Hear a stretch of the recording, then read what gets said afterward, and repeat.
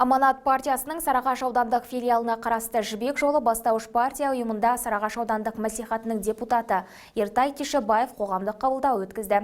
Депутаттың қабылдауында болған тұрғындар қандай мәселелерді алға тартты? Толығырақ әріптесімнің бейнематериалында. Аудандық мәслихаттың депутаты Ертай Тишебаевтың қабылдауына келген тұрғындар ауыз су, жол сынды көпшілікке қажетті мәселелерді айтып өтті. Тұрғындардың сауалдарына жауап бере отырып, Ертай Ержанұлы ауылды аймақтарда алдағы уақытта іске асуы тиіс жоспарланған тірліктерге де тоқталып өтті. Қазіргі таңда өңірімізді одан әрі дамыту мақсатында толағай жұмыстардың орындалып жатқандығын да жеткізді.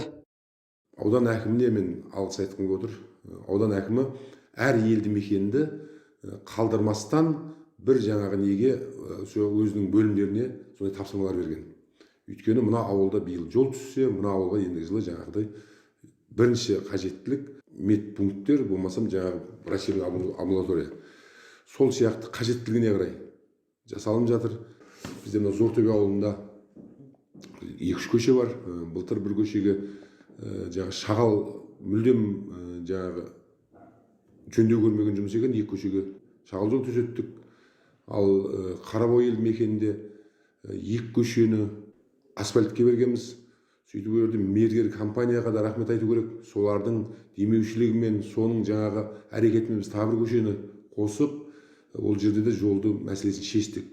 Ол жерде мен Пердеқұлов Қайрат деген азаматқа біздің өзіміздің әріптесіміз, әрі сол жол компаниясының, жол салушы компанияның басшысы ретінде біздің бірталай мәселеміз шешіп кетті.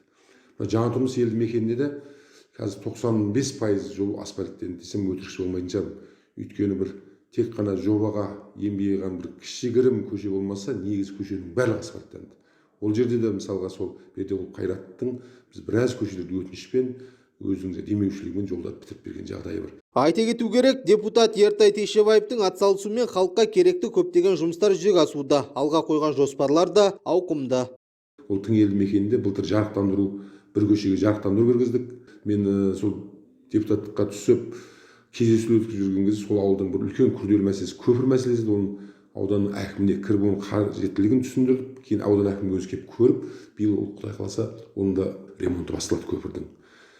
Ал енді алдағы уақытта жаңа айтып өттім, Зортөбе, жаңа құрылыс, Жаңатұрмыс елді мекендеріне спорт алаңшалары салынады. Ал мына Жаңатұрмыста дәрігерлік амбулатория салынып жатыр. Депутат елдің игілігі жолында еңбек ете беретіндігін, алдағы уақытта да халықпен тығыз байланыста жұмыс жасай отырып, көптеген келелі істерге үлес қосуды жоспарлаудамын дейді. Қуаныш Амангелді, Сағындық Ислам, Сәт телеарнасының жаңалықтар қызметі.